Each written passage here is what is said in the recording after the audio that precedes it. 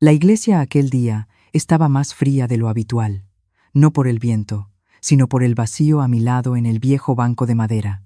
El olor de las velas encendidas se mezclaba con el sonido grave de las campanas, cayendo lentamente sobre los hombros negros de quienes habían venido a despedirse. Me llamo Julia, tengo 70 años, y acababa de sepultar a don Ernesto, el hombre que tomó mi mano durante 45 años, desde los días en que aún daba clases hasta que el cabello se le volvió completamente blanco. Me mantuve firme durante toda la misa. Sonreí y agradecí cada abrazo. Pero cuando todo terminó, sentí como si a mis pulmones les faltara el aire. Entré a una sala lateral, solo para poder respirar un poco. Y fue ahí, entre las coronas de flores todavía húmedas por el rocío, donde escuché la voz de mi nuera Verónica, susurrando por teléfono, con un tono frío como una cuchilla. Acelera lo de la herencia. Mañana mismo vemos asilo para la vieja, y pon la casa en preventa. Luego bajó aún más la voz, con su firma o sin su firma. Mis dedos apretaron el rosario. Mi corazón se detuvo. No lloré, no grité. Me quedé ahí, inmóvil. Nadie sabía que yo estaba detrás del biombo de flores blancas, excepto un teléfono colocado sobre una silla, cuya pantalla de pronto se encendió, parpadeando como si estuviera grabándolo todo. Y en ese instante, entre el dolor y la traición, solo pensé una cosa. Ernesto, tú ya lo sabías, ¿verdad? Me alegra mucho que estés aquí. Si estás escuchando mi historia, dale like, suscríbete al canal y dime desde dónde la estás escuchando en los comentarios. Me encanta saber hasta dónde llegan estas historias, porque a veces la verdad necesita testigos para poder ser protegida.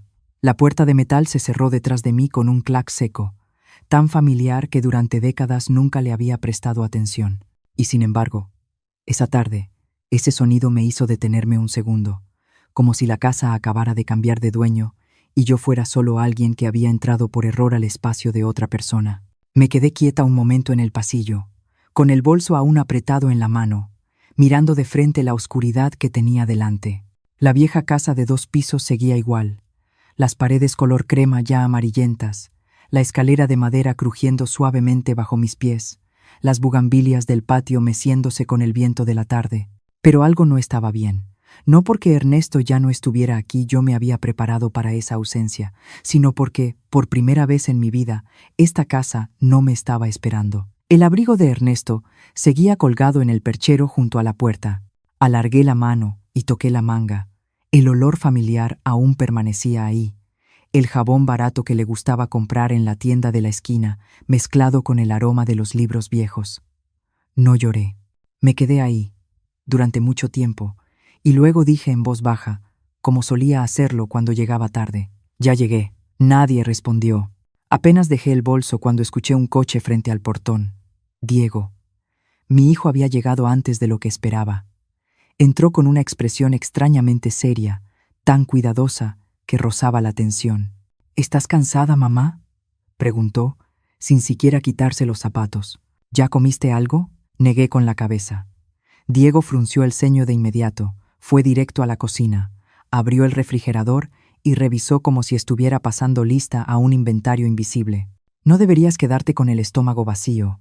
Vivir sola así es peligroso». La palabra peligroso la dijo con un énfasis leve, pero suficiente para que yo la escuchara con claridad. Miré a mi hijo, un hombre de 42 años, alto, de hombros anchos, a quien Ernesto le enseñó a cambiar focos, a arreglar tuberías, que alguna vez prometió que siempre protegería a su madre.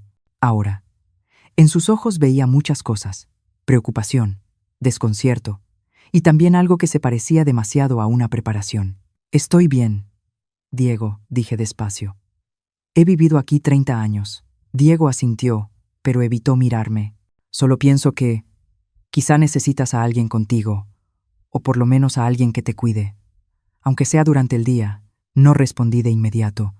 Apoyé la mano sobre la mesa de la cocina, donde Ernesto solía sentarse a resolver crucigramas cada mañana. La superficie todavía tenía un pequeño rasguño del cuchillo con el que peló una manzana el año pasado.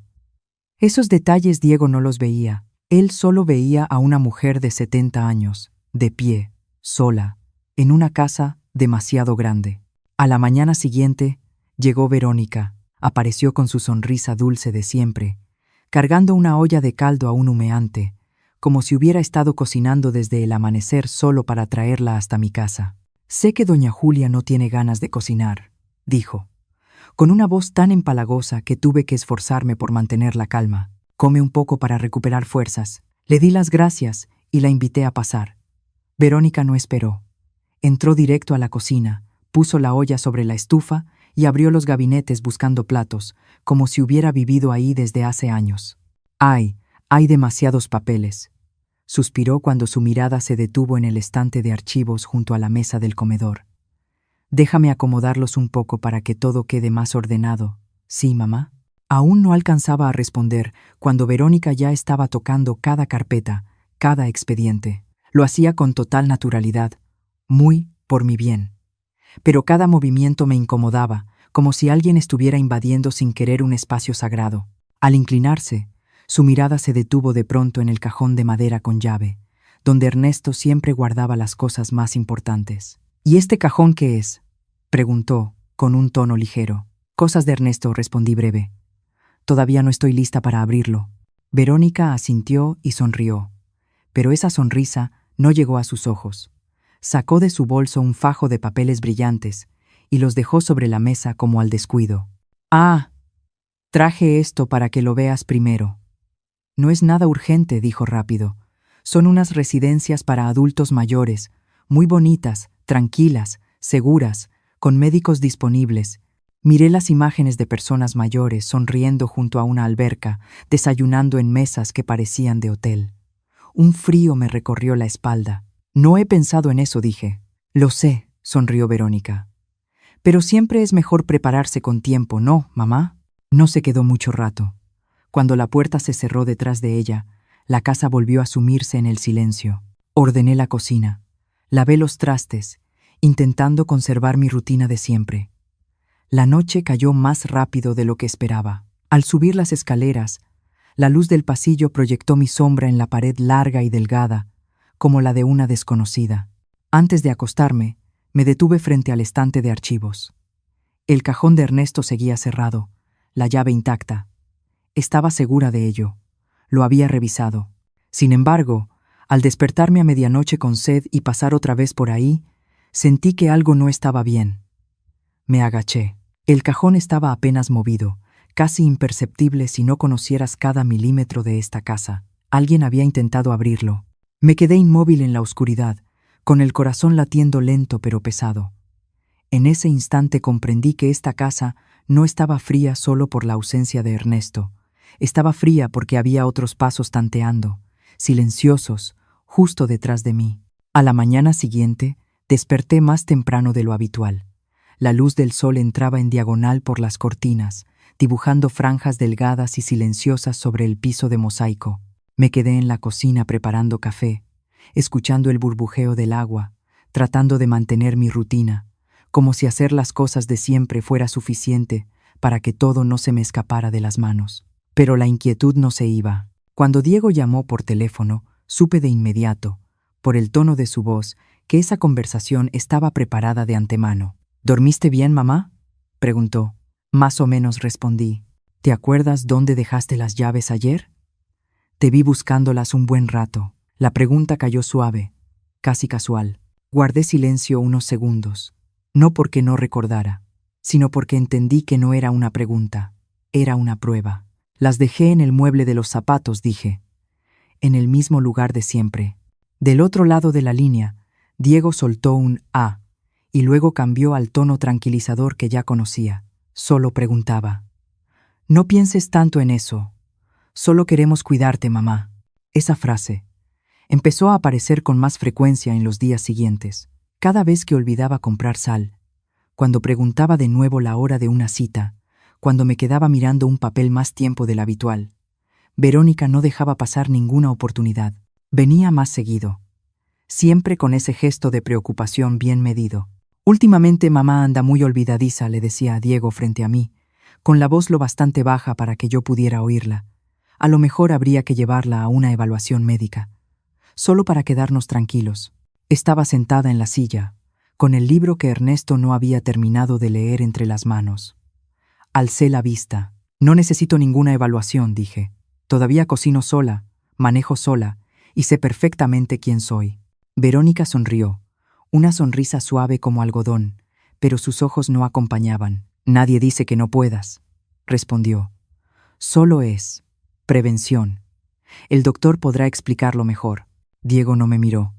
Bajó la vista hacia la mesa y asintió. Suena razonable, mamá. Es por tu bien. Empecé a notar su ritmo. Verónica sembraba la idea, Diego la repetía. No había discusiones ni imposiciones bruscas, solo frases que parecían preocupación, pero que poco a poco iban erosionando mi confianza en mí misma. Empecé a preguntarme, ¿de verdad me estaba volviendo olvidadiza? ¿Estaba exagerando mi reacción? Esa noche, cuando la casa volvió a quedarse en silencio, me senté sola en la mesa del comedor. La luz amarilla caía sobre la madera gastada. Pensé en Ernesto. Él siempre decía que el mayor peligro no era que te empujaran a irte, sino que te fueras tú sola creyendo que ya no tenías opción. Ese pensamiento me hizo levantarme y caminar hacia su escritorio. El cajón inferior guardaba el calendario de mesa y varios cuadernos viejos. Lo abrí. Las hojas crujieron, con ese olor familiar de tinta antigua. En los últimos 3 meses de su vida, Ernesto había marcado muchas citas con pluma roja. No eran con médicos, no eran con su antigua escuela. Eran con una notaría y un nombre que se repetía una y otra vez. Lic, Salgado. Fruncí el ceño. Ernesto nunca hacía nada sin decírmelo. Y sin embargo, de esas citas, yo no sabía nada. Seguí hojeando el cuadernito pequeño de tapa de cuero café que siempre llevaba consigo. Las páginas amarillentas conservaban su letra ordenada y cuidadosa. Entre anotaciones sueltas sobre medicamentos y horarios de riego, había una frase subrayada, escrita con un trazo más firme de lo normal. Si intentan sacarla de la casa, activa el candado. La leí una vez, luego otra. Mi corazón empezó a latir más despacio, pero con más fuerza. Ernesto lo sabía. No de una manera exacta, pero se había preparado. No lo dijo en voz alta, pero dejó señales, como piedritas marcando el camino para que yo pudiera salir del bosque. Cerré el cuaderno y me recargué en la silla.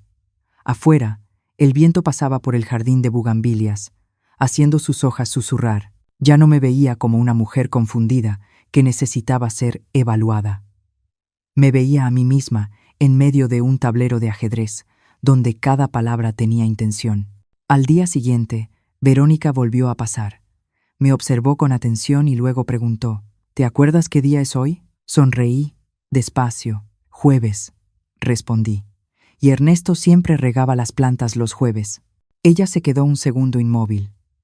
Diego soltó un suspiro de alivio, pero yo supe que, en algún lugar de sus miradas, había aparecido una grieta. No en mi memoria, sino en la historia que ellos estaban tratando de construir. Después de esa tarde, dejé de permitirme flotar entre palabras ambiguas. Entendí algo con total claridad. Si seguía callada, si dejaba que otros nombraran mi estado por mí, pronto me convertiría exactamente en lo que ellos describían. No porque yo fuera débil, sino porque me estaban colocando en la posición de tener que demostrar que aún merecía existir en mi propia casa. A la mañana siguiente, llamé a la doctora Jiménez. Había sido nuestra médica de cabecera durante más de 15 años, y había visto a Ernesto desde sus días más fuertes hasta cuando empezó a debilitarse. Su voz al otro lado de la línea seguía siendo serena, como siempre. Julia, suenas cansada. ¿Quieres venir a consulta o prefieres que pase por tu casa? Quiero una revisión general, dije. Y necesito un documento que confirme que soy capaz de vivir de manera independiente. Guardó silencio un segundo, lo suficiente para que yo percibiera la seriedad. ¿Alguien te está presionando? Hay palabras, respondí, y no quiero que esas palabras se vuelvan verdad solo porque no me preparé. La revisión fue al mediodía. Me senté en la camilla, vi a la doctora Jiménez tomar notas, escuché sus preguntas de siempre. Respondí con calma y claridad, no para demostrar nada, sino para afirmar. Cuando firmó el último documento, me miró de frente. Julia, desde el punto de vista médico, no hay ninguna razón para que dejes tu casa. Si alguien dice lo contrario, habla por sus propios intereses, no por tu salud. Doblé el papel con cuidado y lo guardé en mi bolso. Por primera vez en días, sentí que la espalda se me enderezaba un poco. Esa misma tarde fui a ver a Carmen. Ella había sido la enfermera que cuidó a Ernesto en casa durante sus últimos meses. Carmen no era diplomática, era directa, a veces brusca, pero jamás decía algo que no fuera cierto. Apenas me senté en la mesa de su cocina, me miró de arriba a abajo y suspiró. «Doña Julia». Sabía que iba a venir. La miré. «¿Por qué?». Carmen dejó la taza de café sobre la mesa y me sostuvo la mirada. «Porque su nuera me preguntó». Y preguntó con mucho detalle. Sentí un nudo en el pecho. «¿Qué preguntó?». «Preguntó cómo regularizar su ingreso a un asilo», dijo Carmen sin rodeos. «Qué papeles se necesitaban, qué médicos tenían que firmar, qué síntomas había que registrar para que todo se diera sin problemas». No dije nada. Solo sentí un frío recorrerme la espalda, pero esta vez no me hizo temblar. Me despejó la mente. «¿Y tú qué respondiste?», pregunté. «Le dije que no había razón médica», contestó Carmen, «y que yo no hacía ese tipo de cosas». «Pero, doña Julia», no preguntaron por curiosidad. Preguntaron porque ya tenían un plan. Carmen miró alrededor de la cocina, como reevaluando cada detalle. «Usted no puede esperar a que toquen la puerta para reaccionar», continuó. «Tiene que prepararse, no para pelear, sino para mantenerse firme». Fue Carmen quien me presentó con la trabajadora social del centro de salud del barrio. Era una mujer menudita, hablaba con suavidad, pero tenía una mirada muy aguda. Llegó a mi casa una mañana tranquila, subió despacio cada escalón de la escalera y tomó notas con cuidado. «Esta casa puede seguir siendo habitable por muchos años más», dijo. «Solo hacen falta algunos ajustes pequeños». Hablamos de barras de apoyo en el baño, de una iluminación más fuerte en la escalera, de un botón de emergencia junto a la cama. Nada tenía el olor de un asilo. Eran simplemente cambios para que yo pudiera seguir viviendo aquí a mi manera. Asentí, memorizando cada detalle. Cada línea de esas notas era como colocar un ladrillo más bajo mis pies. Esa noche, cuando Diego llamó por teléfono, hablé con total calma.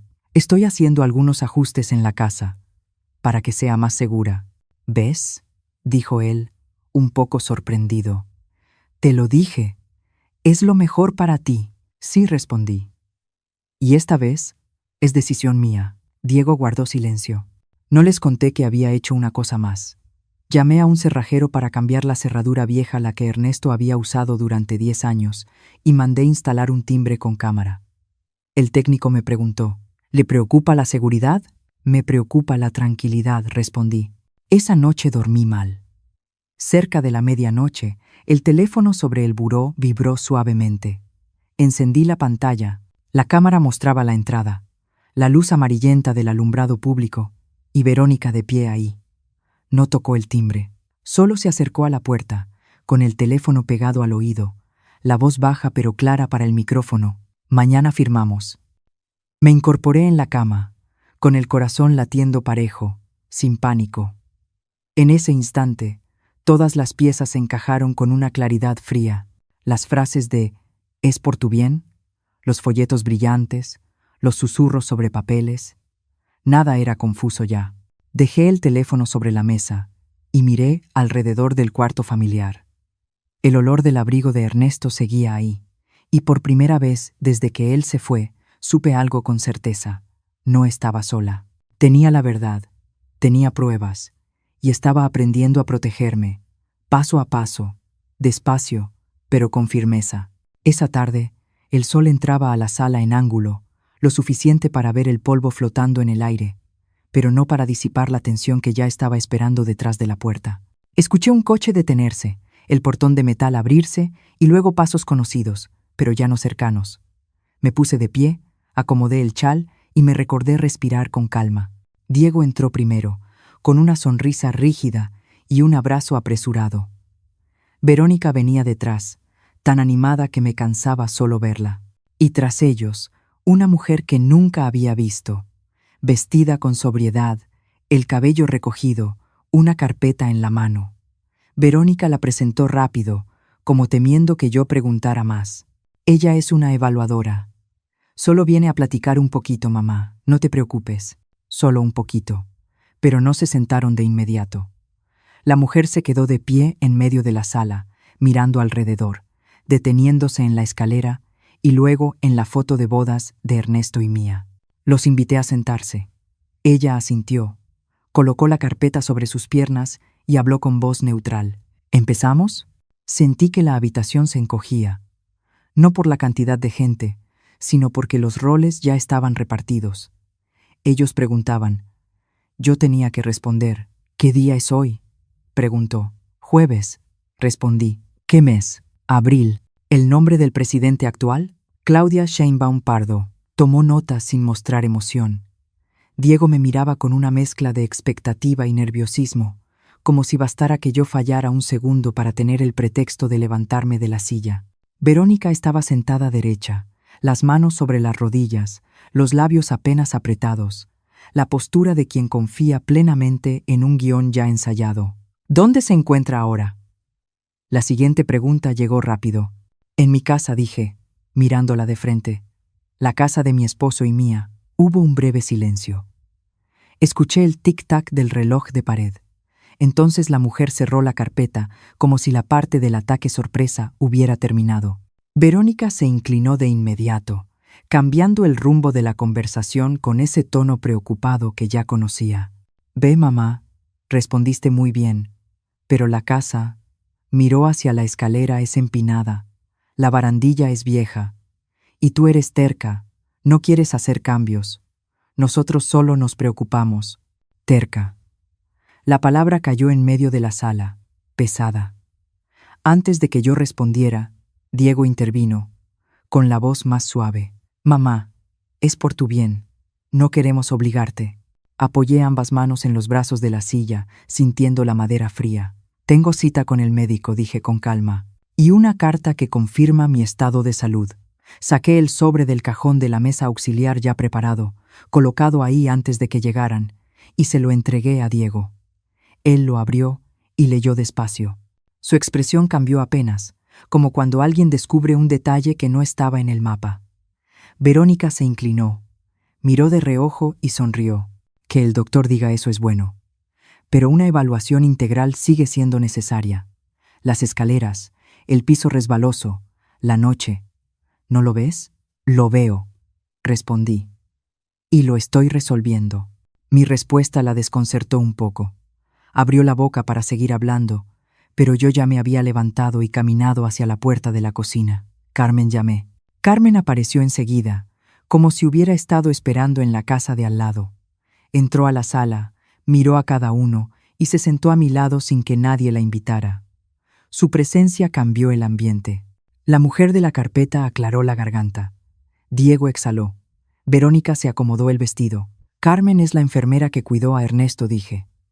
Y me está ayudando a organizar un plan de seguridad en casa. Carmen asintió, con voz directa. Esta casa puede ser segura si se hacen las cosas bien. Barras de apoyo, buena iluminación en la escalera, botón de emergencia. No hace falta un asilo. Verónica frunció el ceño. ¿Y si pasa algo? Entonces se llama, respondió Carmen. Como todo el mundo. El aire en la sala se volvió espeso, como en un interrogatorio donde todos intentan mantener la cortesía. La evaluadora hojeó la carpeta y hizo algunas preguntas más sobre mis hábitos diarios. Respondí breve y claro, sin justificarme, sin suplicar. Solo la verdad. Entonces Verónica cometió un desliz. Con vender la casa alcanza para... dijo rápido, y se detuvo. La frase quedó suspendida en el aire, incompleta, pero lo suficiente para dejar al descubierto la columna vertebral de su intención. Diego volteó a ver a su esposa, con una mirada que, por primera vez, no era de acuerdo. Vi cómo se le tensaban los hombros. Carmen inclinó un poco la cabeza, en silencio. La mujer del portapapeles levantó la vista. ¿Alcanza para qué?, preguntó Diego, con la voz baja. Verónica sonrió con rigidez, buscando una salida. Solo decía, que alcanza para el cambio, para el futuro. Me preocupa. Nada más. Pero la fluidez ya se había roto. Yo no necesitaba decir nada más. La duda de Diego era real, frágil pero evidente. Miró el papel que tenía en las manos y luego me miró a mí, como si por primera vez colocara una imagen junto a la otra, a su madre, y el guión que alguien ya había escrito. Aquí terminamos, dije, suave pero firme. Por hoy es suficiente. La evaluadora guardó su libreta, se puso de pie y dio las gracias. Diego se despidió de Carmen, con una mirada llena de incomodidad. Verónica se quedó un segundo más, como si estuviera considerando una última frase, pero desistió. Cuando la puerta se cerró, la sala soltó un suspiro largo. Me senté, sintiendo que mi corazón seguía latiendo con calma. No había victoria ni derrota, solo un telón que se había corrido un poco, dejando pasar la luz justa para obligarnos a mirar. Apenas se cerró la puerta, la casa quedó envuelta en un silencio espeso. Me quedé de pie unos segundos, escuchando los pasos alejarse por el porche y sintiendo cómo mi pulso se desaceleraba. Carmen tocó mi mano con suavidad, un gesto breve pero firme. Lo hizo muy bien, dijo. Asentí, la acompañé hasta la puerta y regresé a la sala. La luz del sol había cambiado de ángulo y caía ahora sobre la foto de bodas colgada en la pared. Ernesto sonreía en la imagen, con esa calma suya, como si estuviera siguiendo cada movimiento de esta casa. Apenas me senté, escuché la puerta abrirse.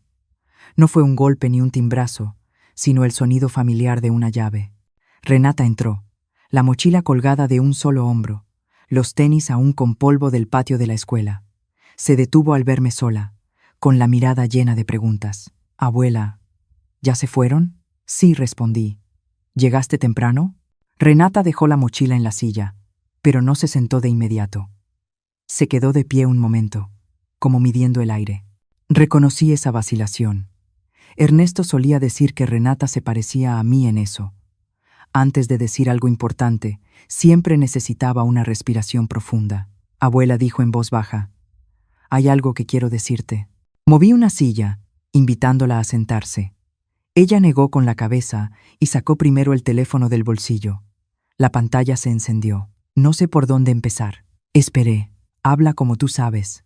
Renata me tendió el teléfono. En la pantalla había un mensaje. Leí despacio. Cada palabra aparecía clara, fría. «La casa va a estar vacía en 4 a 6 semanas. Prepárate para la publicación. Mantén esto en secreto». Debajo estaba el nombre del destinatario, un agente inmobiliario. Levanté la vista. Renata me miraba, con los ojos mezclando miedo y determinación. «Lo mandó mi mamá», dijo. Lo vi cuando dejó el teléfono sobre la mesa. Yo no quise espiar, pero la notificación apareció. La habitación pareció inclinarse apenas un poco. No por sorpresa, sino por el tiempo que marcaba ese mensaje. 4 a 6 semanas. Un plazo concreto, suficiente para convertir cualquier preocupación por mamá en un plan claro. «¿Se lo dijiste a alguien?», pregunté. Renata negó con la cabeza. «Mamá me dijo que no le dijera nada a la abuela. Dijo que, si me portaba bien, este verano me llevaría a Cancún con mis amigas». Tragó saliva. No sabía qué hacer. La abracé. Sus hombros estaban más delgados de lo que recordaba. El olor familiar del jabón, el aroma de la juventud. Mi corazón se apretó y se calentó al mismo tiempo, una contradicción tan intensa que tuve que cerrar los ojos un segundo. «Hiciste lo correcto», le dije. «Gracias». Renata apoyó la frente en mi hombro. «No quiero que se lleven a la abuela», susurró. El abuelo no querría eso. Esas palabras me hicieron apretar los brazos con más fuerza. Ernesto.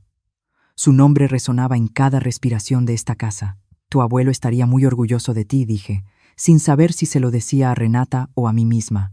Renata se separó, respiró hondo y volvió a tomar el teléfono. «Hay otra cosa», dijo, con la voz aún más baja. No estoy segura de si debería enseñártela. Dime». Renata abrió una carpeta. Le temblaban un poco los dedos. «En el funeral, cuando todos salieron, regresé al cuarto lateral para buscarte. Vi un teléfono sobre una silla. La pantalla estaba encendida. Estaba grabando». Sentí un escalofrío recorrerme la espalda. «¿Grabando qué?». Renata presionó reproducir. Al principio solo se escuchaban ruidos, voces lejanas. Luego la voz de Verónica apareció, más clara de lo que yo hubiera querido, fría y apurada. «Acelera lo de la herencia. Mañana mismo vemos asilo para la vieja. El audio se detuvo justo donde yo lo había escuchado aquel día. Levanté la mano, indicándole a Renata que lo apagara. Lo encontré, dijo. No sé de quién era. Lo guardé, porque tuve miedo. Me quedé muy quieta. No hubo una ola de emociones, solo confirmación. Todas las dudas, todas las piezas, ahora encajaban. Dejé el teléfono sobre la mesa, con cuidado, como si fuera algo frágil. Lo guardaste con mucho cuidado, dije. Hiciste bien. Renata me miró, buscando alguna señal de pánico, una reacción grande. Al no encontrarla, pareció sorprendida. Abuela, ¿no tienes miedo? Pensé un momento. Sí, respondí. Pero no como tú crees. Tengo miedo de que, si no conozco la verdad, me saquen de aquí sin siquiera entender por qué. Renata asintió, como si eso finalmente tuviera sentido. Se sentó en la silla y dejó la mochila a sus pies.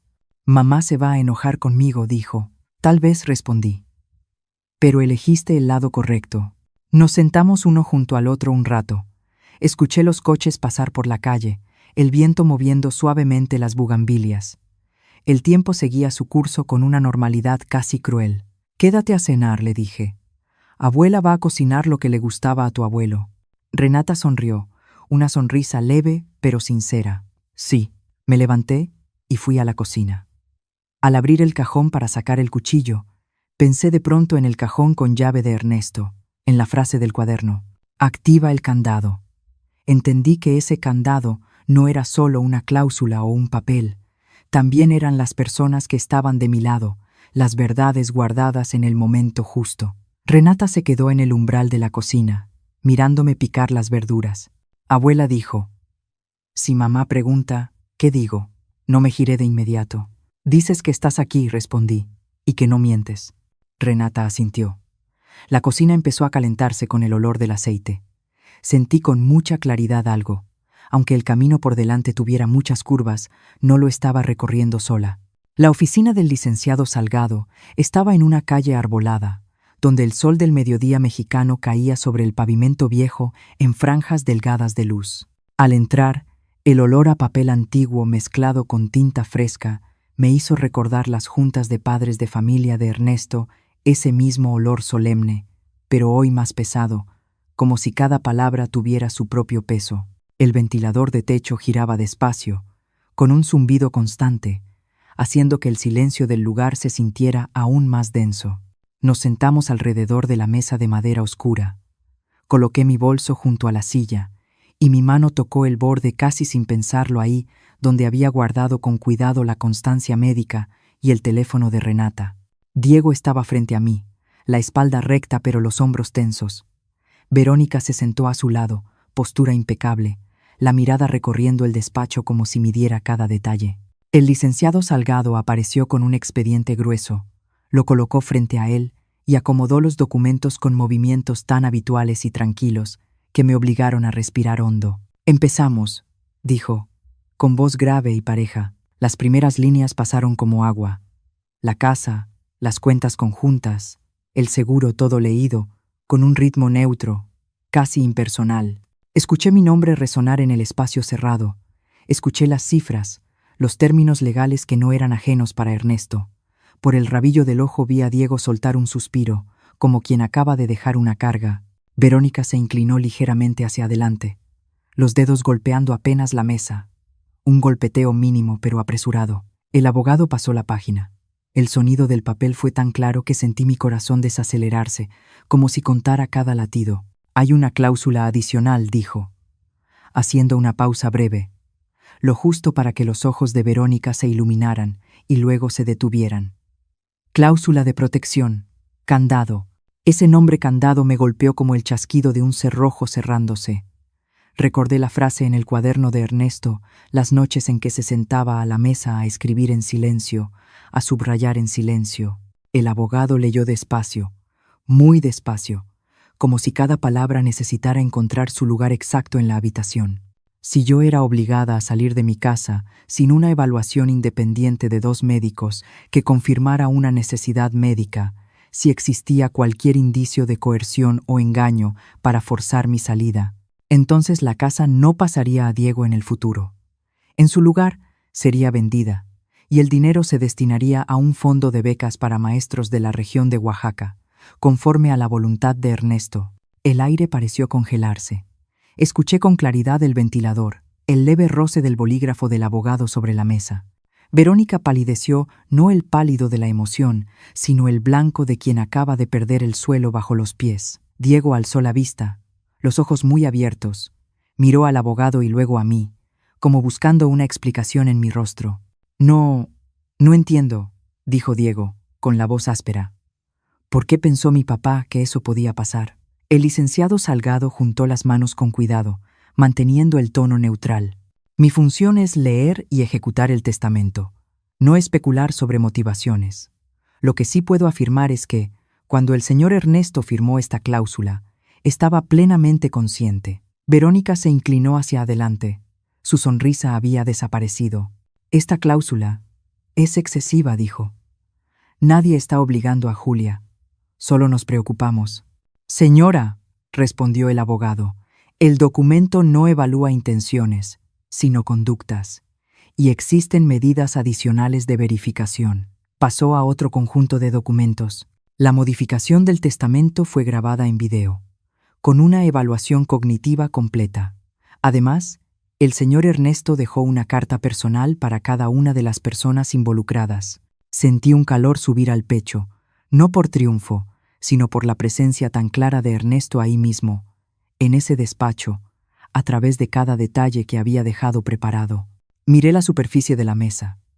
Las vetas de la madera se veían nítidas, como líneas de la mano de una vida entera. Hay más, continuó el abogado, con el mismo tono, aunque percibí que Verónica contenía la respiración. Existe una cláusula de protección adicional. En caso de que haya pruebas de que alguien intentó internar a Julia en una institución por motivos financieros, incluyendo grabaciones, mensajes o testimonios válidos, esa persona no podrá acceder a ningún bien relacionado. Esta cláusula fue diseñada para activarse sin necesidad de un litigio prolongado. La frase cayó sobre la mesa como otro cerrojo encajando en su lugar. No miré a Verónica, pero sentí un cambio sutil en su respiración, un ritmo acelerado, luego contenido. Diego se llevó la mano a la frente, se la frotó con suavidad, la mirada perdida en algún punto lejano. ¿Esto es definitivo?, preguntó Diego. Es definitivo dentro del alcance del testamento, respondió el abogado. Lo demás depende de cómo la familia ejecute y respete las cláusulas. Toqué el bolso sin sacar nada. No hacía falta. La verdad ya tenía su lugar en el papel, en los expedientes, en los videos y en las cartas que reposaban en silencio, esperando ser abiertas en el momento correcto. Vi a Diego girarse hacia mí, con una mirada mezclada de desconcierto y algo parecido al arrepentimiento. Verónica bajó la vista y acomodó el dobladillo de su falda, un gesto mínimo que decía más que cualquier justificación. El abogado cerró el expediente. El sonido de las tapas fue breve pero concluyente. Si no hay más preguntas, daremos por concluido el trámite de hoy. Levanté la vista y encontré la suya. Tengo una, dije, con voz firme. Quiero confirmar. ¿Estas cláusulas tienen efecto inmediato? Tienen efecto, respondió. A partir del momento de la firma y la protocolización, asentí. No fue el asentimiento de alguien recién protegido, sino el de quien entiende que, a partir de ahora, cada paso se medirá con transparencia. Vi a Diego inhalar profundo, como si estuviera aprendiendo a respirar en una habitación donde acababa de cambiar la presión. Verónica permaneció inmóvil, las manos entrelazadas, en silencio, un silencio muy distinto a los anteriores. Cuando el bolígrafo se dejó sobre la mesa, cuando los documentos volvieron a acomodarse y el ventilador de techo siguió girando con su ritmo parejo, me di cuenta de que el despacho ya no pesaba como al entrar. No porque el conflicto se hubiera disipado, sino porque los límites habían quedado trazados, claros e imposibles de difuminar. Y en ese silencio, escuché con nitidez la voz de Ernesto, no con los oídos, sino con la calma que empezaba a regresar a mí. Llegamos a casa cuando el sol de la tarde ya se había retirado un poco del porche, dejando manchas de luz pálida sobre el piso. Apenas se cerró la puerta, el aire de la cocina cambió de inmediato, como si alguien hubiera girado una válvula invisible. Verónica dejó el bolso sobre la mesa con un golpe seco y se volvió hacia mí de golpe. Sus ojos ya no guardaban la compostura habitual. Eran filosos y ardientes, como una tormenta contenida por demasiado tiempo. ¿Ya está satisfecha?, soltó Verónica, sin rodeos. Aferrarse a esa casa, aferrarse a todo y llamarlo protección. Está reteniendo el futuro de sus nietos. Diego estaba junto al fregadero, las manos apoyadas en el borde de piedra, como si necesitara un punto de apoyo. Miré a mi hijo y vi cómo se le movía la garganta. No respondí de inmediato. Caminé hacia la estufa, coloqué la tetera y luego regresé. Despacio. Renata, dije con suavidad. Ayúdale a la abuela a traer agua del patio, ¿sí? La niña me miró. Luego miró a su madre. Solo un segundo. Renata asintió, tomó la jarra y salió. La puerta corrediza de vidrio se cerró, separando la cocina del canto de las aves de la tarde. Arrastré una silla y me senté. Sin gritar, sin golpear la mesa. Abrí el bolso y coloqué cada cosa sobre la madera, alineadas, como exámenes. La carta del médico, el plan de adecuación de la casa, la grabación del funeral y, por último, el mensaje sobre la publicación de la casa. Cada objeto al tocar la mesa produjo un sonido leve, suficiente para aquietar la cocina. No discuto, dije. Presento los hechos. Verónica sonrió con desdén y cruzó los brazos. ¿Y qué dice esa carta del médico? Que hoy está bien. ¿Y mañana? ¿Y el año que viene? ¿Cree que va a ser joven para siempre? Diego levantó la vista y recorrió los papeles con los ojos. Vi cómo le temblaba apenas la mano al tocar la constancia. Entonces, su voz se volvió áspera. ¿De verdad piensas hacerlo? Esa pregunta no iba dirigida a mí, iba dirigida a Verónica. Ella se volvió hacia él y cambió de tono con rapidez, como al pasar una página. Solo me preocupo por mamá. Me da miedo que se resbale en la escalera, que pase algo en la noche. No tengo malas intenciones. La escalera ya tiene pasamanos, respondí. Las luces se reforzaron. El botón de emergencia ya está instalado. Aquí está el plan. Verónica miró el documento por encima y se encogió de hombros. Papeles. Cualquiera puede hacer papeles. ¿Y la grabación? Señaló el teléfono. ¿Y si escuchó mal? En un funeral hay ruido, gente. No contesté. Presioné reproducir. La voz salió clara, sin subir el volumen. Palabras cortas, frías, tajantes. Verónica palideció en un instante y dio un paso atrás, llevándose la mano al pecho. Me está convirtiendo en un monstruo, dijo, con un temblor justo para parecer real. Yo estaba de duelo. Confundida. Dije cosas sin pensar. ¿Y el mensaje?, pregunté. Diego bajó la mirada y leyó la línea en la pantalla. No hacía falta explicar nada. El plazo de 4 a 6 semanas estaba ahí, desnudo. Diego soltó el aire en una exhalación larga y pesada. ¿Contactaste a un agente?, preguntó. Para informarme, respondió Verónica con rapidez. Todos se informan. Pensé en el futuro de Renata. La puerta corrediza se abrió. Renata entró y dejó la jarra sobre la mesa. Se detuvo al ver los papeles extendidos. Nadie la invitó, pero tomó una silla y se sentó derecha. En sus ojos había algo decidido. No tienes por qué escuchar esto, dijo Verónica, con dureza. Renata no miró a su madre. Me miró a mí, luego a Diego. Ya escuché, dijo. Y también escuché en el funeral. El aire pareció desaparecer. Diego se volvió de golpe hacia su hija. ¿Qué estás diciendo? Renata respiró hondo. Mamá, deja de mentir. Yo también te escuché. La frase cayó en la cocina, limpia y firme, sin temblor. Verónica abrió la boca y la cerró. Miró a Renata como si no reconociera a su propia hija. «¿Tú?», balbuceó. «¿Alguien te metió ideas?» «Nadie», respondió Renata. «Solo no quiero que se lleven a mi abuela». Diego se quedó quieto. Luego arrastró una silla y se sentó frente a mí. Se frotó la frente durante un largo rato. «Dijiste que era por mamá», murmuró. «Pero ya habías preparado el tiempo en que la casa estaría vacía». Verónica retrocedió y se apoyó en el mueble de la cocina.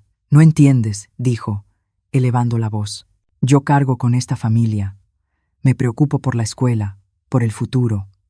Que ella se quede con esa casa es egoísta». ¿Egoísta?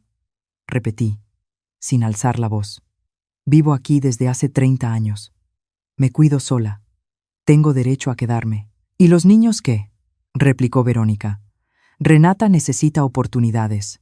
Renata se volvió hacia su madre. Yo necesito la verdad, primero dijo. No necesito Cancún. Diego miró a su hija durante un largo rato. Luego se volvió hacia Verónica. Me mentiste, dijo. No como reproche, como una afirmación. Verónica rompió a llorar. Las lágrimas llegaron rápido, los hombros sacudiéndose. Tenía miedo, dijo. Miedo de que perdiéramos oportunidades, miedo de que todo se nos fuera de las manos. ¿Oportunidades de quién? Preguntó Diego. Nadie respondió de inmediato. Recogí los papeles y los acomodé con cuidado. No le quito el futuro a nadie, dije. Solo estoy cuidando mi presente, y lo hago con la verdad. Renata puso su mano sobre la mía, debajo de la mesa, y me apretó con suavidad. Diego observó ese gesto, se le enrojecieron los ojos. Verónica se secó las lágrimas y guardó silencio. En la cocina, las máscaras habían caído al suelo sin ruido, sin dramatismo, dejando al descubierto los rostros reales, torpes y desnudos, bajo la luz que se iba apagando de la tarde. Pasaron unos meses, y la casa pareció aprender de nuevo a respirar. Por las mañanas, la luz del sol caía sobre los escalones, donde el pasamanos nuevo aún olía a madera. Las luces de la escalera se encendían más cálidas, no deslumbrantes, lo suficiente para que yo caminara con paso firme. En el patio, las bugambilias estaban bien podadas.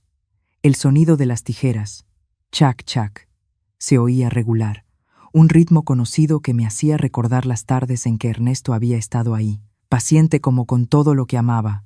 Dejé las tijeras, me sacudí las manos y respiré el olor de la tierra húmeda y de las hojas verdes, el olor de la continuidad. Empecé a ir a la biblioteca del barrio cada semana. La sala de lectura era pequeña, con ventanas altas y mesas largas de madera marcadas por el tiempo. Me sentaba con los niños. Hablaba despacio, acentuando cada sílaba. A alguno le costaba deletrear una frase completa. Cuando por fin la leía de corrido, se le iluminaban los ojos como si hubiera abierto una puerta. Yo sonreía, pensando que, si Ernesto estuviera ahí, asentiría sin decir nada, solo asentiría. Esas tardes volvía a casa más ligera, como si hubiera dejado atrás una carga sin nombre. Por las noches, Renata se sentaba en la mesa de la cocina, los cuadernos ordenados, el lápiz marcando un ritmo muy suave. Yo preparaba café de olla. El aroma de la canela y el piloncillo se expandía, cálido y familiar. La niña levantaba la vista y hacía una pregunta sobre la lectura. Yo respondía sin prisa. La cocina volvía a llenarse del murmullo del estudio, del sonido de la cuchara tocando la taza, del pasar de las páginas. La casa revivía, no con estruendo, sino con constancia. Diego venía con más frecuencia. A veces llegaba con la familia, otras, solo. Cuando venía solo, se sentaba en la silla junto a la ventana, miraba hacia el patio y guardaba silencio más tiempo que antes.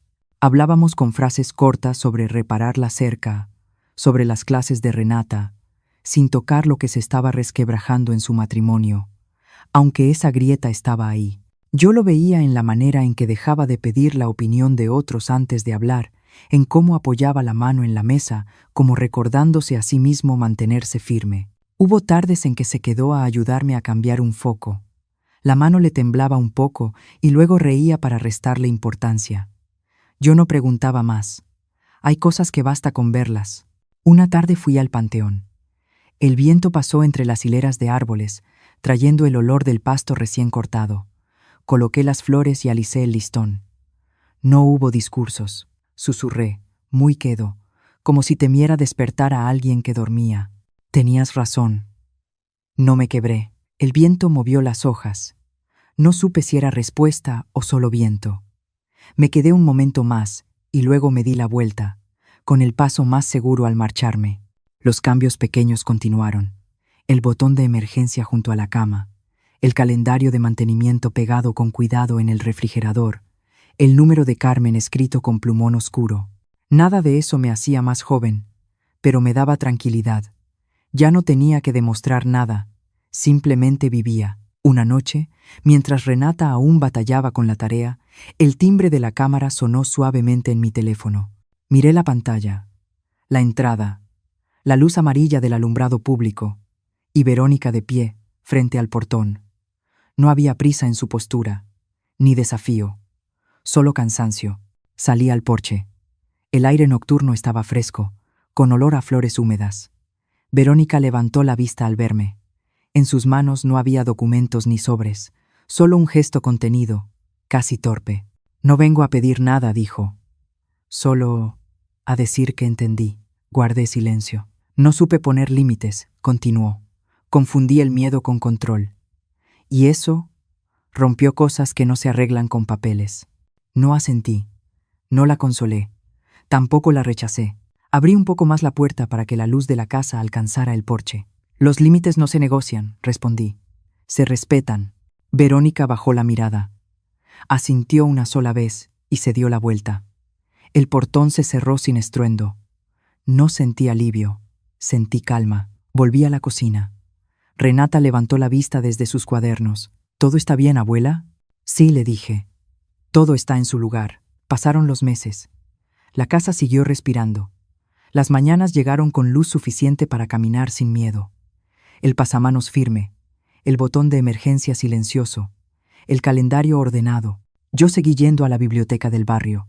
Seguí preparando café de olla por las noches. Seguí viviendo. Diego volvió distinto. No perfecto, pero presente. Aprendió a escuchar sin justificar, a preguntar sin empujar.